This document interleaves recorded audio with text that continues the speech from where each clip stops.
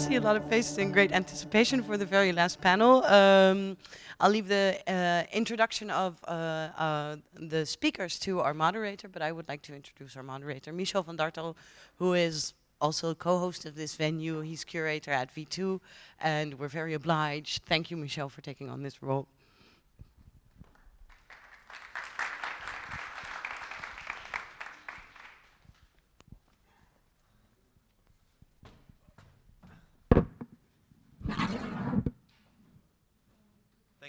Thank you for that kind introduction. So welcome to this final panel of this two-day conference, the International. This panel is titled "Let's Get Physical," referring to the presentation side of things. I'm sure that after all this talk about the post-internet, you might feel a bit saturated, even getting a little bit tired. So it's good to know that we're going to spend an hour talking about presentation issues, and then Gerben Willers will come up here to summarize some of the main threads and conclusions of this conference.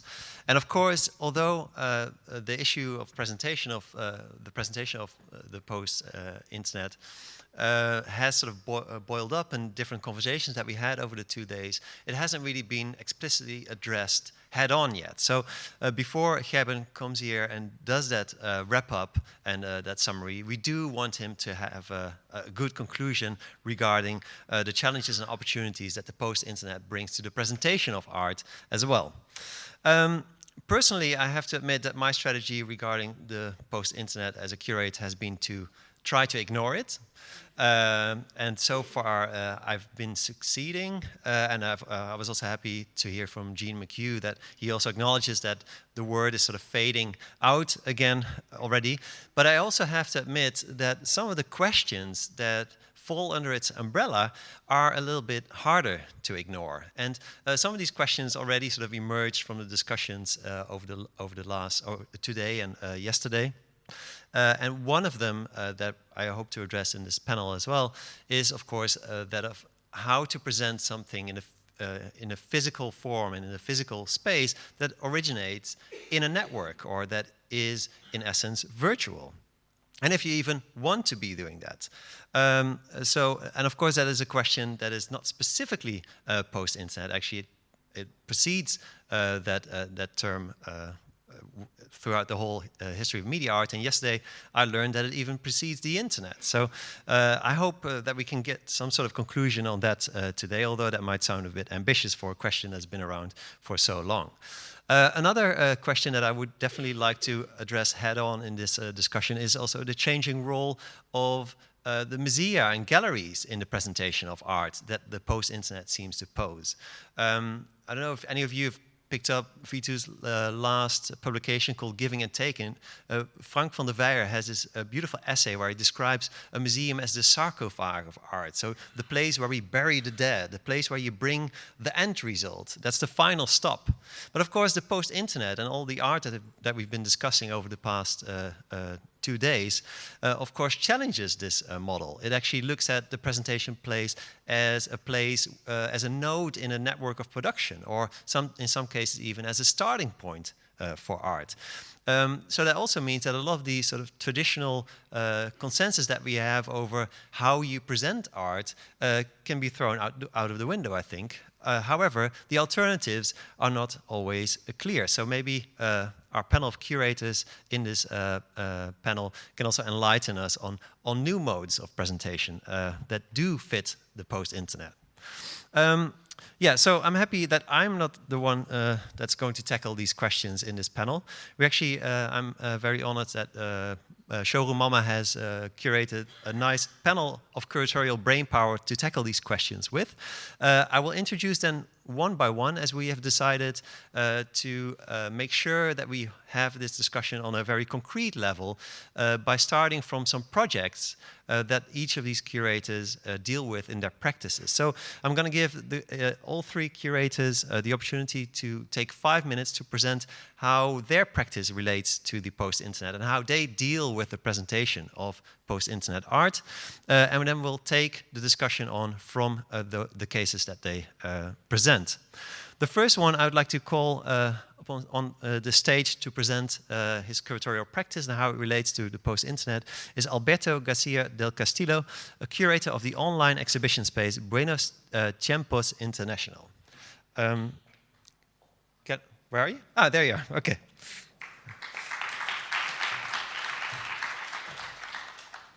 Hello. I come with a computer because it's internet, it's relevant. I'm very happy to see all these beautiful faces. So, I come here to speak about Buenos Tiempos International, which is now it's 1 year and a half long online exhibition space dedicated to faggotry as it is today. So that deals mainly with queer issues in what we will call afterwards something as post-AIDS, as against post-internet. My idea to present here Buenos Tiempos is instead of presenting what's done on the website, because you can just Google it and go online, and it's Google and it's relevant, I'll present you here 2 projects we did. We do exhibit other artists online, and then we produce projects ourselves that actually don't go online. By the moment, we did 2 of them. The first of them was, you can put it forward. The first of them was through an invitation of the feminist art magazine Petunia, that is made in France by Dorothée Dupuy and Lily Renaud-Douar. They invited us to do something, and they were expecting that we would write a text about queer, but we didn't write it. So we did a fashion editorial. The title of this fashion editorial is called, The Ages of Beatrix Ruth, A History of Power Transvestism. I don't do Buenos Tiempos alone, I do it together with Marnie Slater. There's a funny thing that Buenos Tiempos International is a very Latino, South American way of calling something, but I am not Latino, I'm Spanish, so I'm a colonizer. But I do it together with Marnie Slater, who's someone from New Zealand, so she's a colonized. So what we did here is basically you have Marnie Slater transvestite into Beatrix Ruth, in which what we called power transvestism. So it's taking another position that it's more powerful than yours. As you can see, it's like very recognizable photos of Beatrix Ruth. If you pass, that's with her bookshelf because she's got a lot of books. That's in her kitchen. You can go. That's walking in her museum, very happy because she earns a lot. That's when she got the job in Stedelijk. And because Stedelijk is very big, that's the second one when she got the job in Stedelijk. When you get a job in Stedelijk, you really get a lot of pictures. And the second one we did was just right after that actually it's a project that comes out of this first one. And the second one was a video that we presented at La Loge, which is a Kunsthalle in Brussels. So that's Petunia magazine, that's where the photos of transvestite Beatrix Ruth appeared. So we decided to invite Dorothée Dupuy, so the editor-in-chief of Petunia magazine, together with Jessica Geisel, who's the editor-in-chief of Girls Like Us, so a lesbian art and fashion magazine. And we invited them to star in a video, and I will only say the title because it tells everything. That is titled A Walk with Dorothée Dupuy and Jessica Geisel around the Chinese Pavilion and the Japanese Tower in Brussels. Both buildings are constructions made by Leopold II, so one of the big conquerors of Belgium. And I'll let you watch some minutes of the video, and we'll keep on talking about this question later.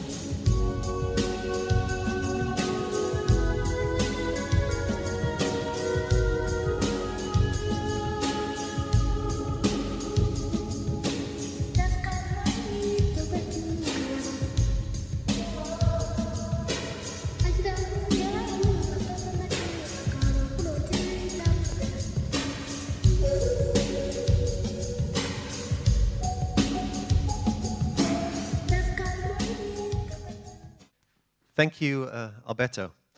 The next panelist up is Gerben Willers, resigning curator of Showroom Mama, but also the founder of contemporary art label All Together Now. Gerben, the floor is yours.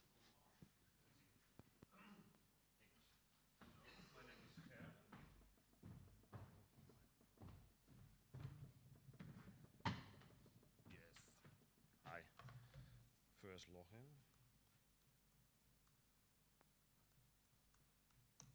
Yes. Okay. I'm Gerben. I started working at Mama in 2008. Before that, I studied art history in Groningen. And in Groningen, I think that is very important to mention now, is that I started a website called The Gallery on the Streets, in which I invited artists to send A4 black and white artworks to me. I would copy it. I would post it on the streets. And I would also offer these A4 works for downloading on this website so that other people could reproduce it again and go into their own city and continue the project. There for this project I met Rafa Roosendaal in 2004 at Quarantine in Amsterdam. It was a space curated by Nina Volkersma. And then I met Rafael offline. And since then, I got introduced to Petracorta, to H3D, and here my interest in this work came to life. Something to say. In 2008, I got a job at Mama, and then I started curating, as I would call it. And I've never really thought about post-internet, but apparently most of the artists I worked with were labeled as post-internet. Yeah. I will show you some examples of the things that I did at Mama and how I approached these artists and the works of them, not as a post-internet label, but in their specific projects. Yeah, let's go to the first slide. Ooh. So you also see that I don't call it post-internet because I dare not to do it because I'm not as smart as Florian, for example. So these are the kind of the themes that I work with, like analog and digital are closely interwoven, how information and objects spread within people's networks, both on the internet and in real life. I was thinking about social images, one of the last projects I did for Mama. I work with big data and algorithms, how they can also influence artworks. I worked with a kind of an open exhibition format with Jody, and I worked with curated pages, which I didn't curate, but Constant Dullaert and Rafa Roosendaal did. I will show you some examples. Oh no. Joop. Well. These are the examples. Brett Vermel, The Social Life of Things, Ryan Tocart and Lizzie Fitch with Red LaRue, Land Art for a New Generation, strange project, Jonas Lund, Fear of Missing Out, and Jody Home, Go Home. Yeah, Land Art for a New Generation. There was a starting point for the project was the fact that the analog, according what I thought, that analog and digital were closely interwoven. And I wanted to combine the smallest things with the biggest things, so land art with digital information. And this is an example of one of the works that I presented there. It's just an A4 again. And it was a project of Constant Dullaert, who wanted to make a kind of watermark into a field somewhere in Friesland. And as you can see, it says sample. Social Life of Things of Brett Vermel. The main theme of the exhibition was how information objects are spread within people's networks. And in this case, it was Silk Road, a sort of Marktplaats or eBay, Craigslist, but then anonymous. And he ordered just some stuff on this Silk Road. And they came to flourish because here are planted in our seeds for, I don't think it was marijuana, but other kinds of biological drugs. And at the end of the exhibition, people could take their own plants with them back home. So maybe there's somebody very, very, very happy. Here's Ryan Tocart and Lizzie Fitch with Red LaRue. And this was an exhibition with one film of him and some objects that they made especially for this exhibition. And I call it social image curating, a term that was coined by Tony Obregon. And here you can see these sculptures, where I think they were called like the girls. And there's basically no body in there, but it is all things that one can attach to its own body. And then in this term, social image curating means something like online, in social media, on LinkedIn, on Facebook, one can attach the images to itself in order to give yourself a kind of social profile on various platforms. And I think that's one of the most important things also in the films of Ryan Tuckart and Lizzie Fitch, in which all the characters in these movies continuously switch between various personalities in something like that. Then here is Jonas Lund, the fear of missing out. And fear of missing out was a combination of big data research on all the art of his colleagues, of his peers, combined in this big... is there a laser? No. In this map you can see all the data that he extracted online, and it was filtered and really made into specific artworks for this specific space, within a limited budget, within everything. So this data that he collected really defined the work that he was having to make. Then is Jody Home Go Home. And it's an open exhibition format with do-it-yourself materials, empty white panels that they presented, with a few digital sketches about our physical relation with mobile phones. And people were really invited to play with their own cell phone, to make films, to make photos, and upload it via a Twitter account or an Instagram account. I can't remember for sure. And this is also very funny. Funny, not a real good word, because I met Rafa in 2004. And I met a lot of his peers, a lot of people that are as old as me. And the last few days, last 2 days, we heard a lot about building the theory of post-internet from somewhere like 1970s, 1980s, 1990s to now. And I really did it in reverse. So I met some people and some artists that I thought they were really great, and were liberating this language of the internet to objects, to performances, to happenings, to installations. And from that point on, I got into this whole history. And I think these few themes that I just mentioned, we can discuss it in depth for the next few minutes or quarters of hours. And yeah, that is what I did. Sometimes. Because I also presented lots of other stuff, of course, not only post-internet art. Thank you, Gerben. Yeah, you're welcome.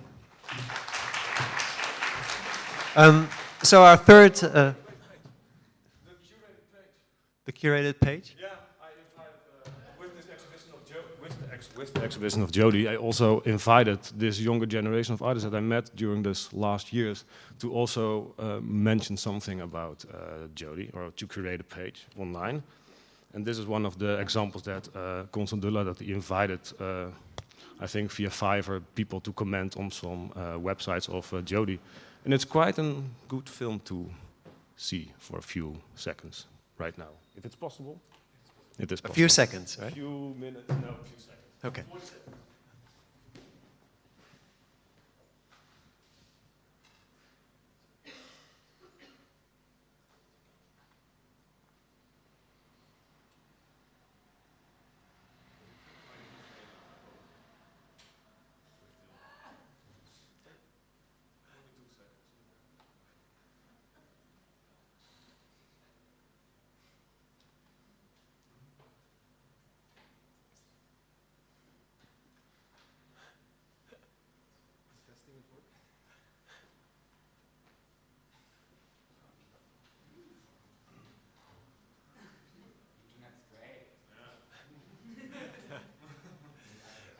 We're also going to have Jody performing later. Maybe we should just go for that?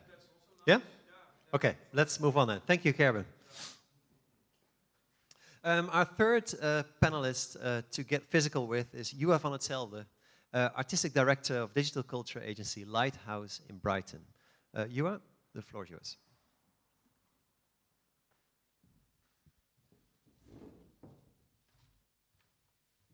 Hello. I have one slide and one email, and I'll read it out loud. And maybe I'll just introduce myself first, and sorry. And thank you for organizing this and inviting me. This has been very interesting and very good. I've only seen half the day today, but what I saw on Twitter was very good. I work in Brighton at a place called Lighthouse, and we try to produce new work and show new work and develop talent. And it deals with basically how technology is influencing the world, and most of that is the web and the internet.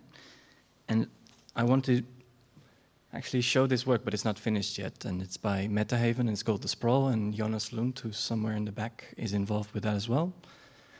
And it deals with how memes and how aesthetics online actually deals with how social media has become a place for war and propaganda. And I'll just read out the thing Daniel and Vinka just wrote for us instead of trying to translate everything they said into here. And The Sprawl is a serialized web documentary on the internet, geopolitics, and propaganda. It examines how the internet can be used to undermine the concept of truth, how states become cloud platforms, and how elaborate forms of culture and cinematic fantasy are being used as propaganda, supplementing and interacting with conflicts on the ground.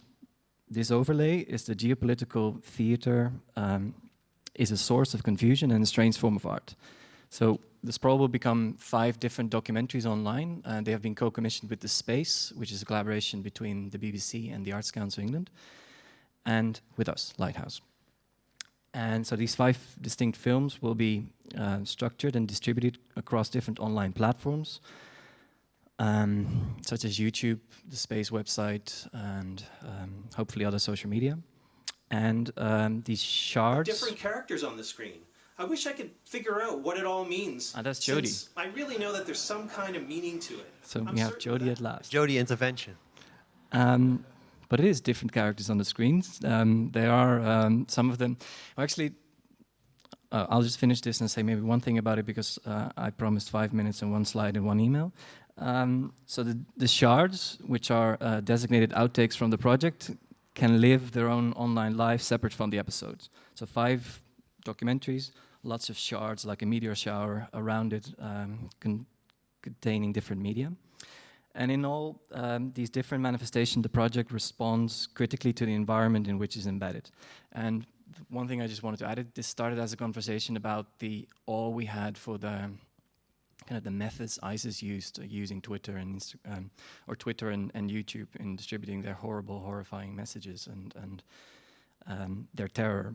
And but their use of high definition video and lapel mics and 2 different camera angles, and distributing that through the social media that we all thought would be good and democratic and beneficial and happy, made us just completely look at all these things differently. And I think we'll talk later about how we show that. Okay.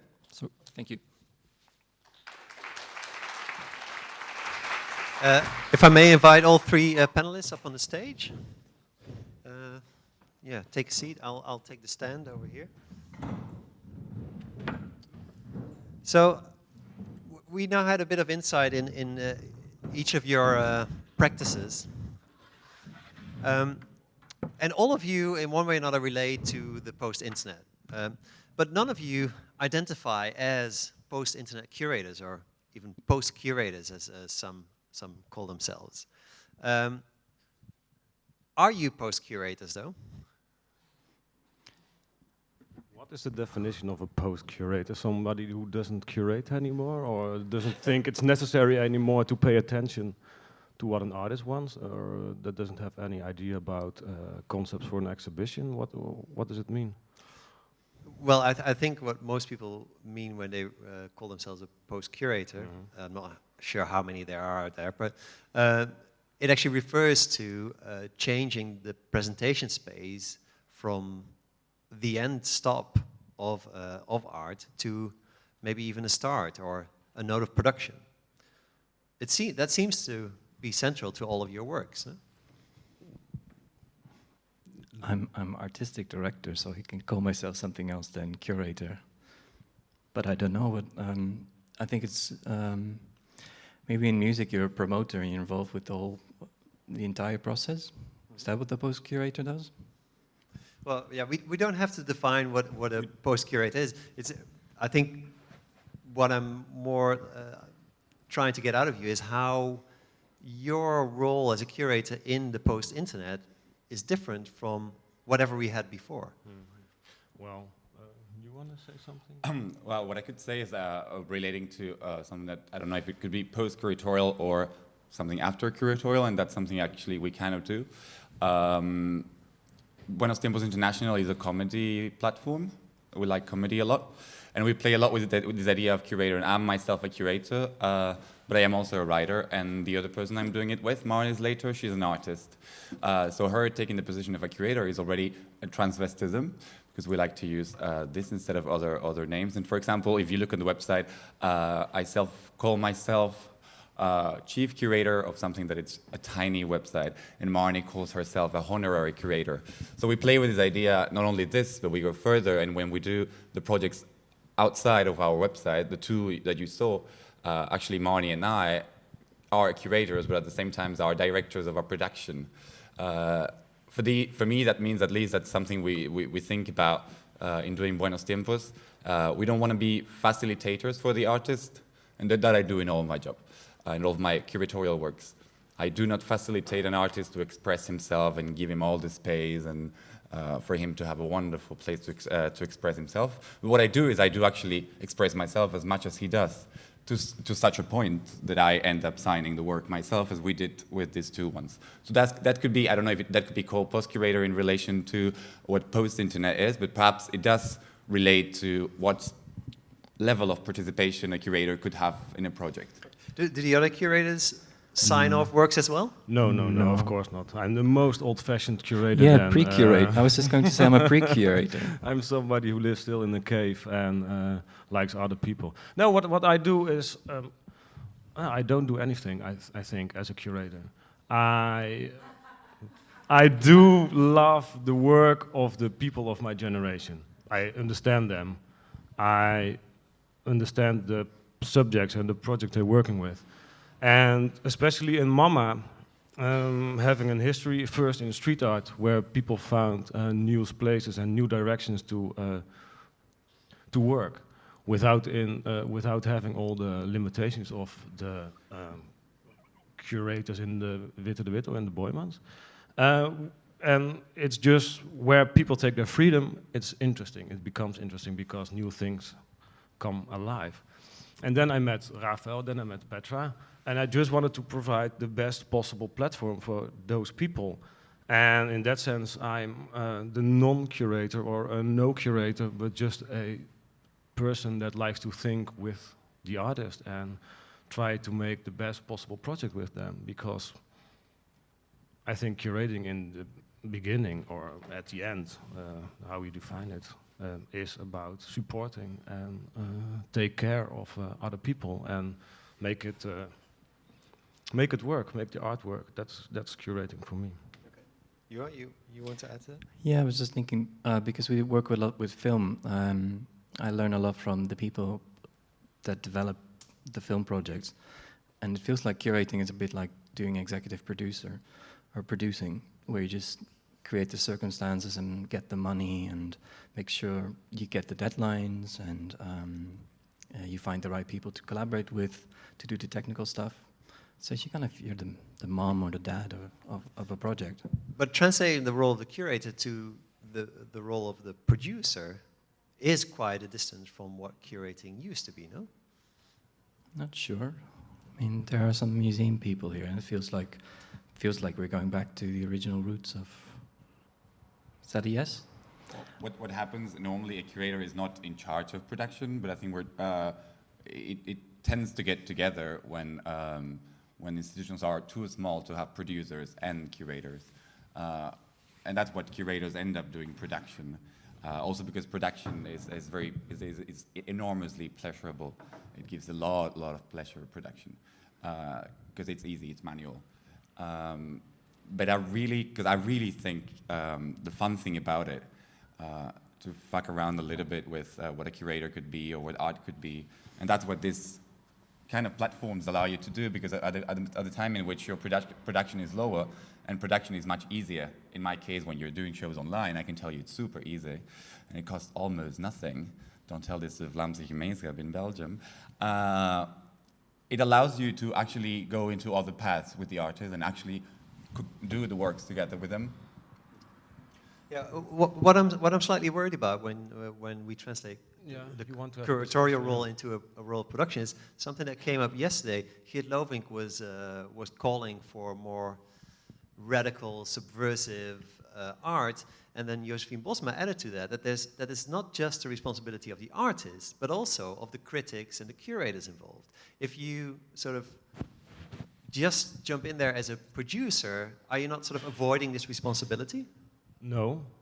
I think by taking responsibility to guide an artist and to work with him and to talk with him, maybe it's a little bit humble, but if you have a really good artist, there's nothing more satisfying, and maybe it's also a little bit, sadomasochistic approach of being a producer or supporting somebody else without taking credits for it, because I don't need any credits. It's nice to be here and sit here, and it's, I like it, but it's not why I am a curator, or it's not why I work with artists. It's not to be here. it's I would like to respond, because there's a very funny thing you use, sadomasochism, which is by definition a very queer practice. I would say sometimes, sadomasochism can be wonderful, and Foucault loved fisting, and really fisting is a wonderful thing. But also an orgy is great.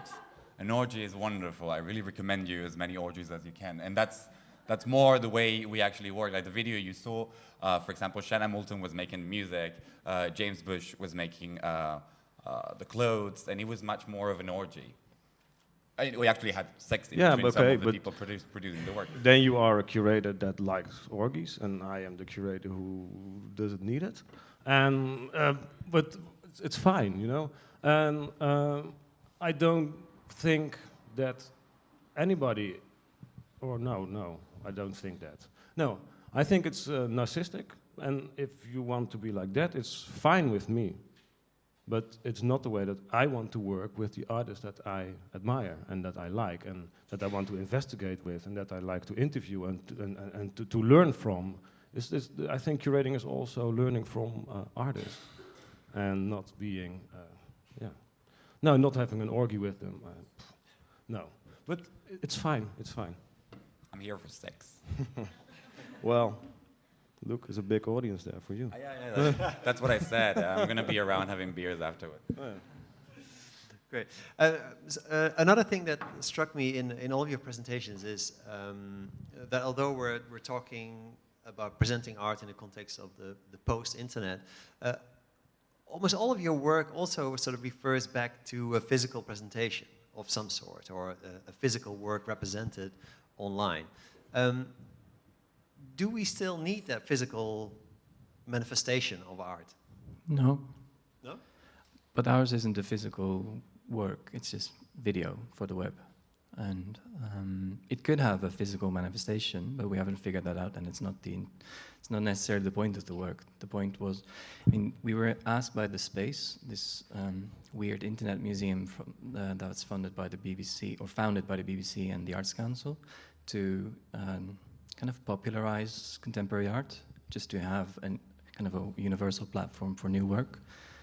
And we were asked to propose a work, and having that conversation in mind with Metahaven about ISIS and knowing their work, we just said, we have this opportunity to make this work, and then we suggested to do something just that lives online and that is about that world where it sits, so it critically reflects on the internet. And if you want to make an internet museum, you have to also focus on the dark side of the internet. And in this case, that's ISIS and Silk Road and Anonymous, and ambiguous, dark and good. and this doesn't have to be physical work. It just lives there, and we don't know what to do with it other than just produce it, and then it's there. And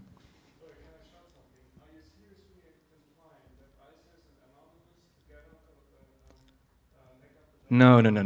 That's why I said it. I immediately corrected myself and bring in the ambiguities. I completely agree with your comment on myself. Just said it is about the various ambiguities of the web, and according to some people, anonymous would be one of those, and but I'm not one of them. Okay, but Alberto, you wanted to make a comment. Yeah, I would say in our case it was because what we show online, it's only online. It will never be out of online. And in our case, it was a pleasure to use the online platform as something that could be more discursive and would demand more attention from the viewer. That means if someone goes on our website and watches a video, he's going to watch the video. He's not going to be drinking beers and talking to us. But that's the problem, is that on the internet we cannot drink beers. So I think it's not enough to make exhibitions online. It's nice to make exhibitions online that are discursive and from which people can learn, but it's not necessary because that doesn't build an art scene, that doesn't build art people. And the way to build art people is to meet in spaces, to get drunk together, to have fun together, and to create a certain community. And the idea of community, which is also very linked with subjects that do interest us in Buenos Tiempos, subjects as queer, as activism. So this idea of community is a basic thing for art to exist. For me, at least, I'm much more interested in the art community than in art itself. And one of the things we did, for example, and that was the way we encountered Jessica Geisel, one of the stars of the video, who is the editor-in-chief of Girls Like Us, who was based in Amsterdam. Actually, Girls Like Us was funded in the Netherlands, but then she moved to Brussels, and that's when we met her. And we did a first collaboration with her, which was mainly a roof terrace party called Dirty Sunset, in which actually most of the people who had exhibited could get together and could get drunk together and could take ecstasy together. And actually that creates our community. And so I don't think it's not completely fulfilling what art should be to just show online. Okay. Gerben? Yeah, hi. What I do, without thinking of making art a community or translating digital images in order to be able to sell them in the white cube, there are still artists making objects, and that's why we need a space first. And secondly, I like institutions like Showroom Mama or V2 or Witte de Wit aren't only buildings with walls. That are also institutions with networks, with theory, with everything surrounding it. It's not only a physical space in a museum, it's also, or a gallery, or an art institution. It's more than that, and that's why it's important that there are some curators who manage to make exhibitions there. Yeah, it seems that we're actually arriving back at a conclusion that also came up on the table yesterday, where I think it was Josephine Bosma making the point that that net art actually preceded the internet, and it was all about physical meetings and physical exchanges. Mm-hmm. Okay. Yeah. So that's still something we curate. Of course. Okay, good. Are there any questions in the audience for now? Yeah. Do we have a microphone in the audience? No. Here's the microphone.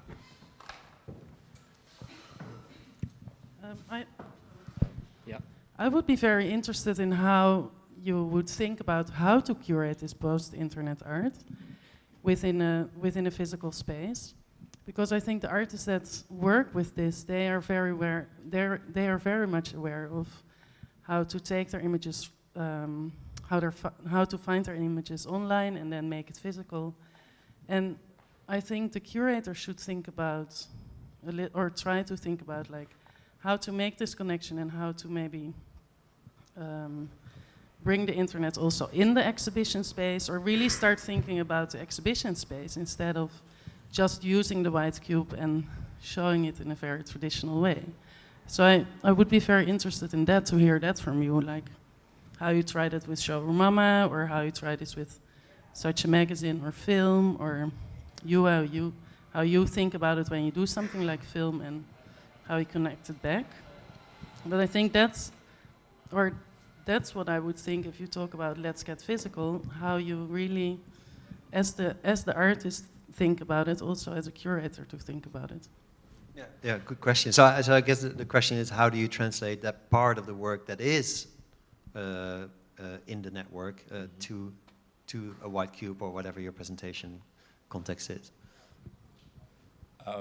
I could say, because there's one, you mentioned the title of the panel talk we're having now, which is a very nice title, like Let's Get Physical. It's a little bit cheesy also. And it reminds me some thinkings of Beatriz Preciado, who used to say that the body, and I was saying that yesterday night to some friends, the body is just like a donut. So actually, we're just a donut of skin, and the whole of the donut starts in your anus, and it ends up in your mouth. The only thing is that our anus was castrated by putting $1 inside. So I really think it's a very funny title for having inviting a queer initiative. I think it was nice to say this. And then I would say, first of all, is that I think that post-internet art is a physical art. I think post-internet art takes place at a moment in which the aesthetics of internet become something we can archive, something that it's old enough that we can make a palette of those aesthetics. And I've always seen post-internet art as something very physical and very appropriated to the classical space of exhibition. As it's been said, I mean, I'm saying nothing here, but it's been said a lot, post-internet exhibitions look very good on pictures. And that's very much true. So I really think post-internet art is a real physical work. So I don't think that the way it's being done now is not well thought. It's being exhibited in a very classical way, but it's because post-internet art is a very classical art. It's an art analyzing past, let's call past popular aesthetics that are those of the internet. In relating to that, just to end, I mentioned, because we're in the International, and I'm not very good with social media, but I did a post just before saying I'm going to be talking there post-internet against post-AIDS.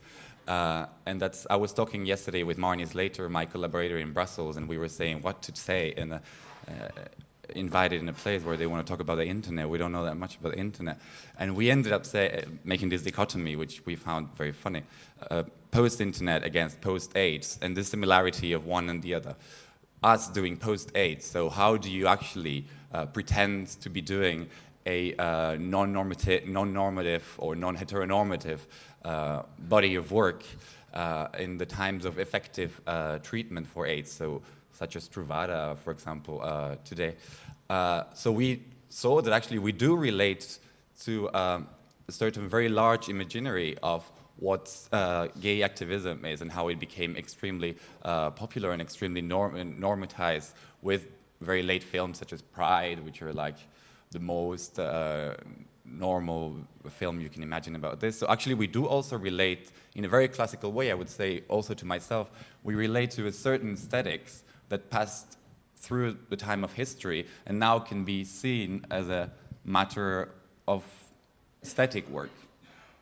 Yeah, what I found interesting looking at your work was that you sort of attack this heteronormativity by being present online and making works that sort of address those issues. But of course, there's also a whole strand of queer activists that do queer technologies that actually sort of dive into the infrastructure to address those issues. Is that also something you're engaged in as a curator? I've done some little things regarding that, but what I've done is so irrelevant because so many people have done it better. And I will relate again to Beatriz Preciado, who's now Paul B. Preciado. I do relate to him a lot because he's Spanish, I know him. He was fired from MACBA lately, to see how great we are at Spanish. And he speaks in his thesis, he speaks about exactly this, which are technologies of supplantation of the phallus. So mainly what she says is, and that's the base of her thesis, is that every part of your body is a phallus.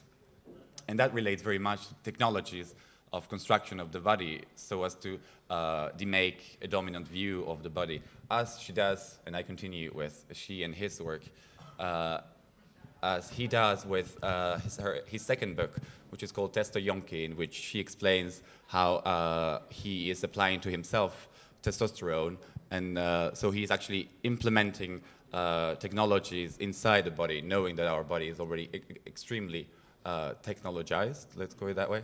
So again, let's get physical. Gerben or Juha, do you still want to get back to the audience question? Can we go to the next? The next audience question, yeah? Do you want, is there something specific?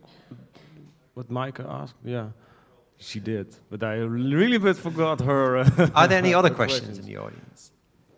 Some points that we really need to address. Oh, there's a question there in the corner. Wait, let me get the mic to you.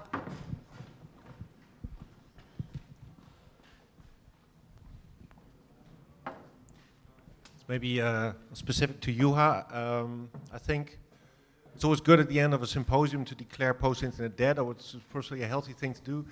From your point of view as an artistic director and scanning for trends, also with your Dread exhibition, what do you think are like evolutionary steps happening now in the field of digital culture? Thank you. Good luck. Well, there is one, and I don't know how to call it, but it's some kind of functionalism or usability. Artists who sense that we're all dying on this planet, and we've been knowing it for decades, but now the data are there, and this generation is waking up to the problem, and they have to kind of choose their lifestyle and their career, and they want to spend all their resources on saving it and doing something useful, and doesn't feel like, well, for various reasons, an art kind of the traditional art career feels not the way to go. You'll be laden in debt, student debt.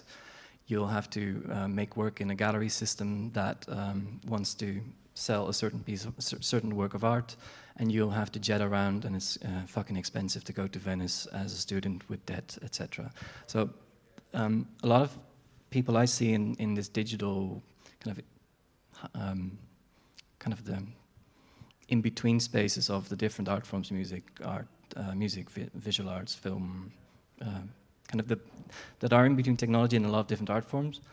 They just want to kind of form a band and be useful and build some kind of community that creates something that is constructive and scalable and useful and maybe kind of battles it out with capitalism, probably. So it's kind of a decapitalism. And was that an applause for decapitalism? Because I want to do that. And so there's a lot of people kind of fuck money and fuck capitalism. Let's just figure something out because I want to leave behind this planet for my children in a better way. And a lot of these artists kind of are using their artistic sensibilities and their artistic criticism and their kind of moral energies to just work together with other people. And a lot of other people from Silicon Valley, the other extreme, are kind of fed up with Silicon Valley in the same way. It's like, I don't want to go the Google, Twitter, Facebook way because I'll end up selling my brain for ads, and I don't want to do that. And I just want to do something nice and good. And so a lot of these people are teaming up, and some examples of people are the musician Holly Herndon, Matt Dryhurst, Lars TCF Holthus. A lot of people are trying to build infrastructures and platforms and alternatives and new models for experiencing art and experiencing culture and experiencing communities and just doing good. So if kind of the TLDR version of that is art wants to be moral again and people want to form a band and do good. Well, can I agree? One second. I agree. You missed the opening of the conference, and there we actually all were able to drink some champagne because Wayne Horse actually made some money out of us clicking on his ads. So I guess that's also the kind of art you're referring to, right? That sort of ridicules the existing. Well, I think it's post-ridicule, it's post-irony, it's post all of that because we're sinking and we're dying, and it's pretty horrible, all of it. And so let's just focus on being sincere and constructive and collaborative and optimistic and critical and all these things, and learn from Anonymous and learn from Ethereum or Bitcoin or dark webs, or learn from 60s commune, to learn from all these things. What are lessons that we should take from that? Be social, do it together, connect people. All together now. Yeah. Yeah. Well, I mean, No, that's because yesterday I keep thinking back of Geert Loving's plea for a more sort of radical and more avant-gardistic post-internet realm, but I don't really feel yet how we should get there. Also, as curators, and take our responsibility there. well, with Lighthouse, we're bringing this community and these individuals to our annual conference in September, which used to be called Improving Reality, which is quite literal what this is about. And we want to bring this community to spend time together with each other, because they're all on Slack or on Twitter, or mostly on Slack. And I think the most valuable thing to do is to be in a room together with people and get questions you don't know how to answer, and then you move on to the next one, but then afterwards you talk about it. Yeah, it's quite a good question. Mm-hmm. And then you have time with people to spend, and you have conversations, and you have the kind of the follow-up questions you don't get to hear on panels like these. And and so you need more diversity in these conversations as well. We're now 4 white guys in their 30s with, or maybe Girls. Yeah.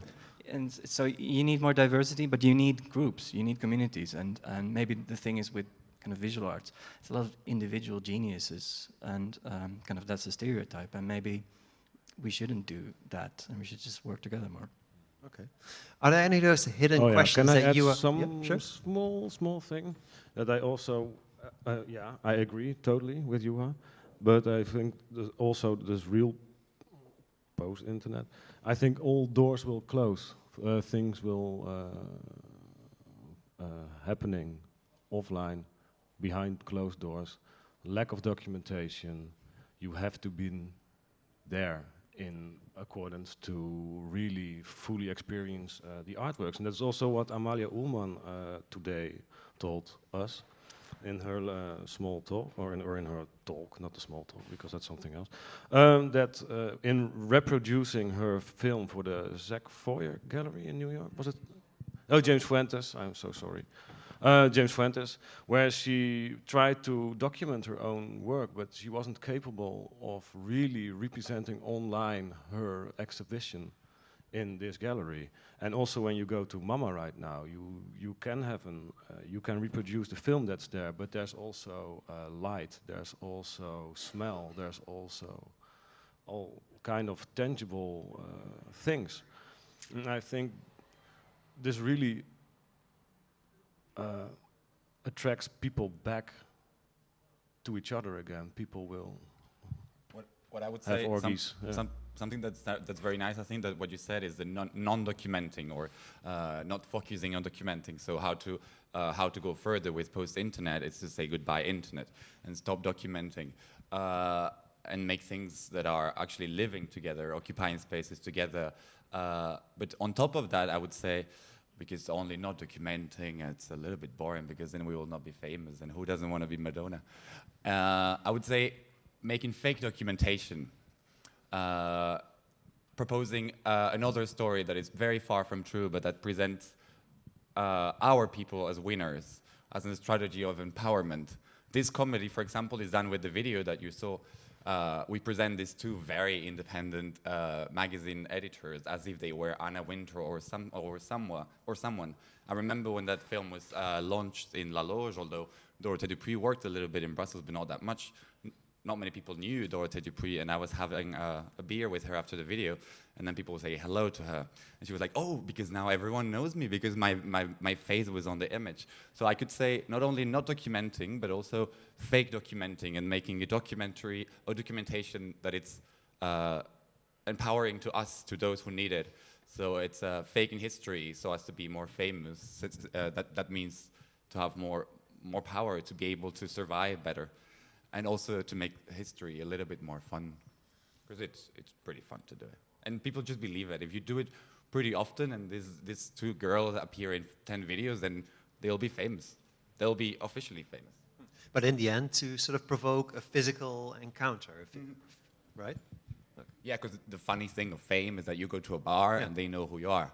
That's the most funny thing. And then perhaps you get late. That's really, really fun of fame. That's the big Well, thing. I think then that makes a perfect conclusion to this panel. We basically just need to get physical. Yep. Right? Yeah. That's also, which is also where we started. I think we also need to wrap up. We're out of time. Can I pass back the word to you, Nathalie? Well, After we thank our panelists? yes, you can. Well, actually, Gerben. Yeah. Okay. There was also a wrap up by me at the end of this panel, but Jesse, the big organizer of everything, you helped us all perfectly getting through these 2 days with nice dinners and a nice welcome word and lots of people. So maybe my only wrap up will be thank you, Showroom Mama, for making this event possible and getting everybody in the same space. But Gerben, Yeah. before we go into yeah. the thank yous and everything from the organizational side, let's thank Juha Oh, van yeah. Zelfde, Alberto, Gerben, jij ook. Ja, dankjewel. Thanks for participating in this panel. I think you gave enough matter to continue the discussion over drinks later on. But thanks a lot for being here and for sharing your thoughts. Yeah. Thank you. Thank you.